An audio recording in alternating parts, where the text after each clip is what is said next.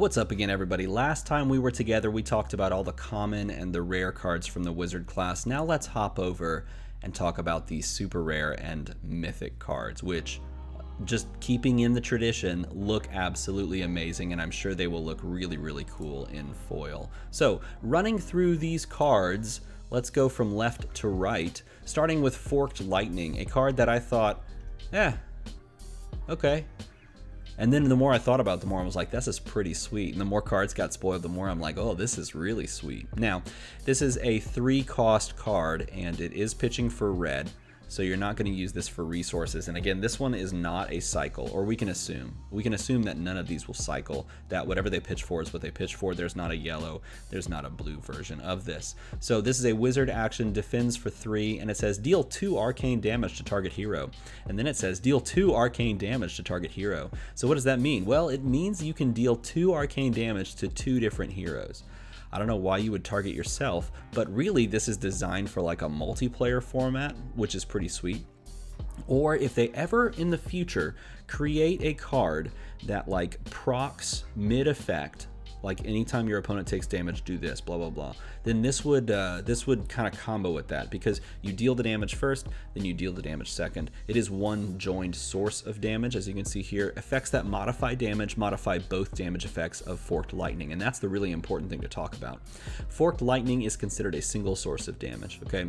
Maybe that does cut into the thing about it proccing and then proccing. I don't know. If it were me, I would say you deal the first set of damage, then you deal the second. But yeah, right now it doesn't really matter. Maybe a card comes along that makes that matter. Nevertheless, this is dealing you a net 4 damage, like total. If you buff it in a 1 versus 1 game, it scales hard, right? Which is disgusting. So even if you just use the weapon to buff this by +1, it goes from 4 to 6, right?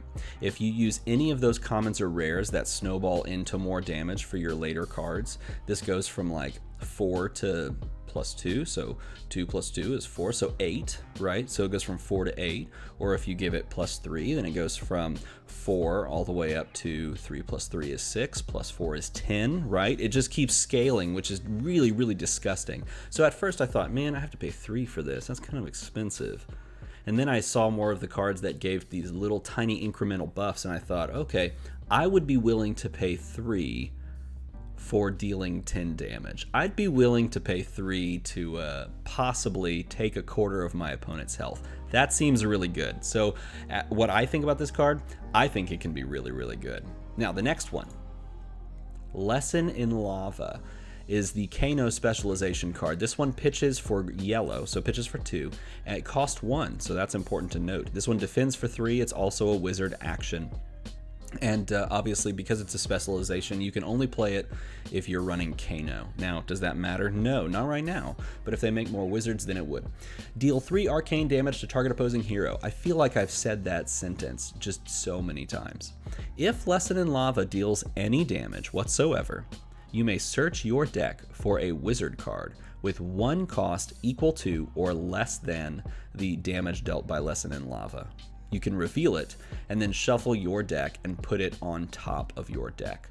So what does this mean? Well, it means that if your opponent lets you deal 3, then you are grabbing a 2 or a 1 or a 0 cost card from your deck, and you are putting it on top after you shuffle your deck, of course, and basically guaranteeing you know what's coming next. So it feels like the same sort of thing that Ninja would do whenever you would use like Katsu's effect, right? To search something up and then be able to banish it and play it that turn, except I would say it's probably a little bit better in the sense that you're not banishing it and having to play it. You know it's on top of your deck. So either you can natural draw it if you choose, or you can use the Kano effect to banish it and then play it, right? But the fact that it's tutoring up something is a very, very dangerous effect that your opponent wants to play around as much as possible. So if you can, as Kano, and I think we can see this as a trend, if you can create your deck in such a way that you're playing with multiple action points on a turn,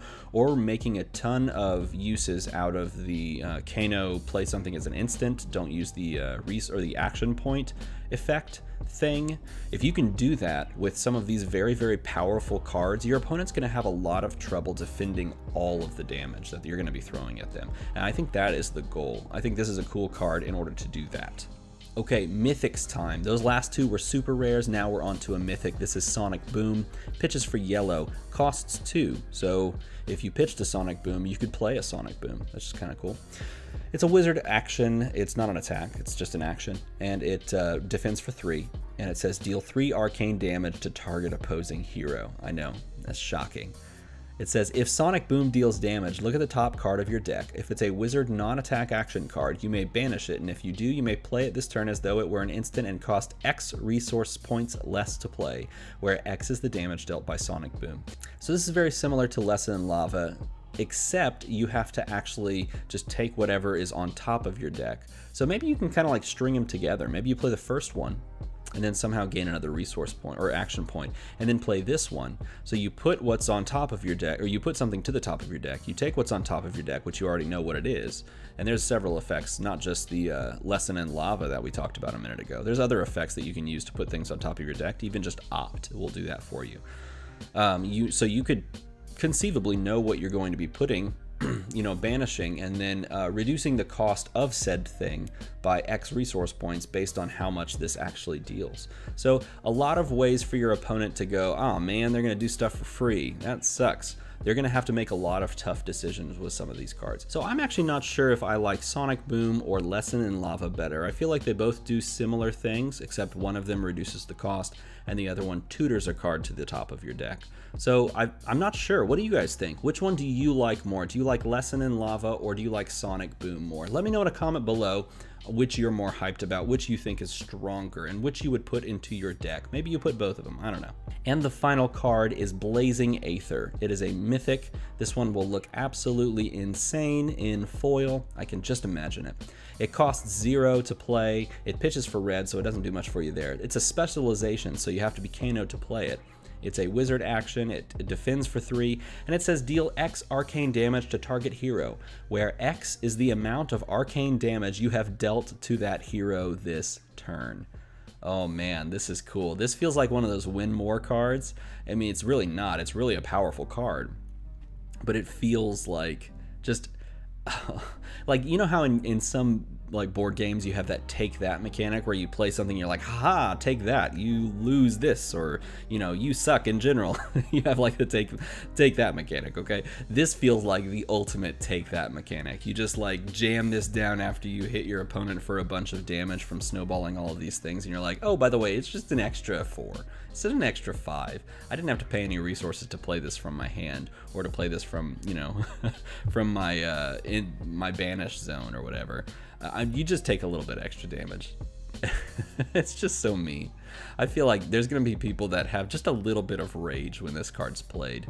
Or maybe you rage. Maybe like you have to play this card for like 1 extra damage. I don't know. It does seem a bit variable. You're going to be holding this in your hand and going, oh, I got to deal a little bit more damage, otherwise this doesn't feel like justified. Maybe you play it and then you deal like 2 or 3. I don't know.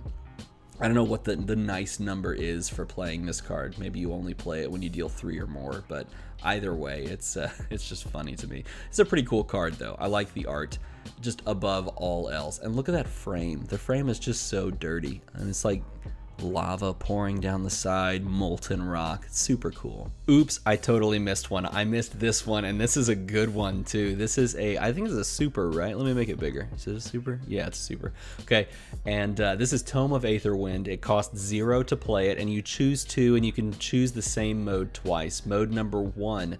The next card you play this turn with an effect that deals arcane damage instead deals that +1, and then the second one, draw a card. So essentially, you can Pot of Greed this. If you don't know what Pot of Greed is a card from Yu-Gi-Oh! That got banned because it was so good.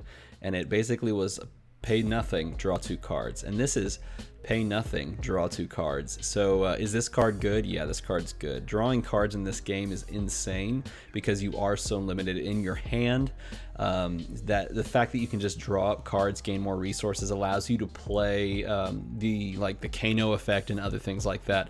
And I totally missed this one. I should have caught it earlier, but whoop, there it is. I'm gonna pop this into that video. So let me return you now that we've talked about how awesome Tome of Aetherwind is. Let me return you back to that video. I guess I should also say the next card you play this turn with an effect that deals arcane damage gets +1 is like a free version of the weapon effect, which is also pretty good. So the fact that you're flexible enough to use one of those and then draw a card or draw 2 cards or use that twice is pretty bonkers. This card, pretty good. So these are the supers and the mythics. What do you think about the wizard class after seeing the cards that they've revealed?